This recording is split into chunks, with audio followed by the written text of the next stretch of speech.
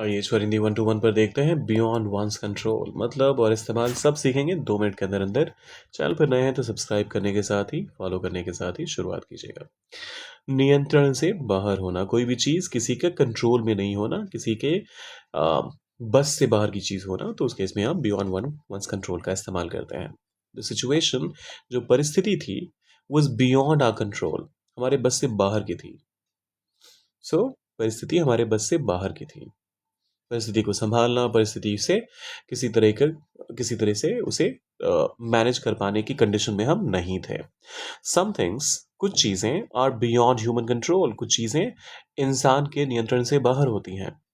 इंसान उस पे कोई किसी तरह का कंट्रोल नहीं कर सकता।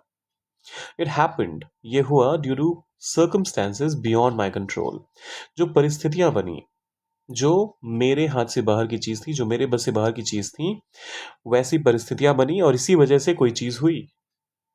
द डैमेज, जो नुकसान हुआ, जो टूट फूट हुई, क्विकली वेंट बियॉन्ड कंट्रोल। अब डैमेज को कंट्रोल करने की कोशिश करता ही है इंसान, लेकिन यहाँ पर क्या हुआ, इट वेंट बियॉन्ड कंट्रोल, मतलब किसी के भी नियंत्रण से बहुत जल्दी बाहर चली गई। दे एक्सेप्टेड, उन्होंने स्वीकार किया, that it was beyond their control, ये उनके बस से बाहर की चीज़ थी।